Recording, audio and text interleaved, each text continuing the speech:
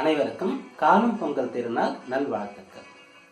உலகிலேயே நம்முடைய இந்தியர்களுக்கு தான் மிகச்சிறந்த பண்பாடு இருக்கின்றது என்பதையும், நம்முடைய முன்னோர்கள் எவ்வளவு சிறந்த அறிவு ஜீவிகள், எவ்வளவு சிறந்த தீர்க்க தரிசிகள் என்பதையும் இந்த பொங்கல் கால பண்டிகையின் போது நாம் நிறைய விஷயங்களிலிருந்து தெரிந்து கொள்ளலாம்.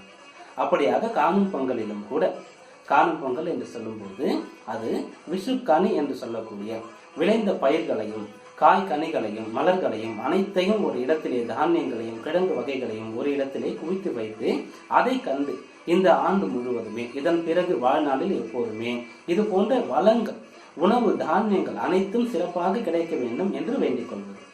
அடுத்து காணும் பொங்கல் என்று சொல்லும்போது கன்னி பொங்கல். கன்னி பெண்கள், திருமணம் ஆகாதவர்கள் தங்களுக்கு நல்ல வரம் கிடைக்க வேண்டும், நல்ல மணாரன் அமைய வேண்டும், திருமணம் நடக்க வேண்டும் என்று வேண்டிக் கொண்டு பொங்கலிடக்கூடிய ஒரு அமைப்பு. இதை கொண்டு இந்த காணும் பொங்கலில் நாம் நம்முடைய சுற்றத்தார் என்று சொல்லக்கூடிய உறவினர்களை சென்று கண்டு பெரியவர்களிடத்தில் ஆசீர்வாதம் பெற்று வரக்கூடிய ஒரு அமைப்பும் இருக்கின்றது. சொந்த பந்தங்கள் தொடர வேண்டும். ஒரு குறிப்பிட்ட காலம் ஒரு பார்க்காமல் இருந்தாலும் கூட இது போன்ற சில சந்தர்ப்பங்களை ஏற்படுத்தி கொடுத்து அவருடைய உறவு நீடிக்க வேண்டும் என்று தொடர வைப்பது, பிரிந்து இருக்கக்கூடியவர்களை சேர்த்து வைப்பது, பிறர் மீது நமக்கு மனஸ்தாபங்கள் இருந்து சண்டை பேச்சுவார்த்தை இல்லாத ஒரு நிலையை கூட போக்கி அனைவரையும் ஒற்றுமையாக இருக்க வைப்பது, இவ்வளவு விஷயங்கள் இதன் பின்னே உண்டு. ஆக இந்த பொங்கல் பண்டிகையிலே கிழங்கு வகைகளுக்கு முக்கியத்துவம் கொடுத்திருக்கின்றார்கள். ஒவ்வொரு பருவ காலத்திலும் வரக்கூடிய ஒவ்வொரு பண்டிகையிலும் குறிப்பிட்ட சில பிரசாதங்கள் செய்ய வேண்டும், சில காய்கள் சில கனிகள் இடம்பெற வேண்டும் என்று நம்முடைய முன்னோர்கள் வகுத்து வைத்திருக்கின்றார்கள்.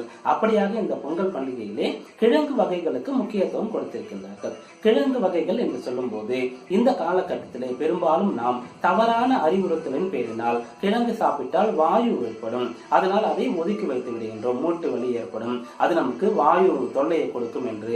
ஆனால் கட்டாயமாக கிழங்கு தேவையான ஒன்றாக இருக்கின்றது உடல் ஆரோக்கியத்திற்கு. பிறகு அதை அறிவார்த்தமாக பார்க்கும்போது பூமிக்குள்ளே, மண்ணுக்குள்ளே காற்று இல்லை, வெளிச்சம் இல்லை, அதற்கு சுதந்திரமாக வளர்வதற்கு உண்டான இடம் இல்லை. ஆனாலும் கூட அந்த பூமியிலே போராடி தன்னை நிலைநிறுத்திக் கொண்டு கிழங்குகள் வளர்கின்றது. அப்படி நாம் நமக்கு அனைத்தும் எளிதாக கிடைக்கவில்லை என்றாலும் கூட எப்படியாவது போராடி கஷ்டப்பட்டு நாம் நம்மை உயர்த்தி கொள்ள வேண்டும், நாம் வளர்ந்து விட வேண்டும், பிறருக்கும் பயன் கொடுக்கக்கூடிய அளவிற்கு வளர வேண்டும் என்று கிழங்கு வகைகளிலிருந்து நாம் தெரிந்து கொள்ளலாம். இதை நம் முன்னோர்கள் திருமணமாகி செல்லக்கூடிய பெண்களுக்கு கிழங்கு வகைகளை கொடுத்து அனுப்பி மறைமுகமாக இந்த விஷயத்தை சொல்லி இருப்பார்கள். நீ திருமணமாகி போகக்கூடிய இடத்திலே எவ்வளவு உனக்கு கஷ்டங்கள் இருந்தாலும், நெருக்கடி இடைஞ்சல் இருந்தாலும் அனைத்தையும் சமாளித்து நீயும் நன்றாக இருந்து அவர்களுக்கும் முன்னால் நன்மை ஏற்படும் அளவிற்கு வாழ வேண்டும் என்று.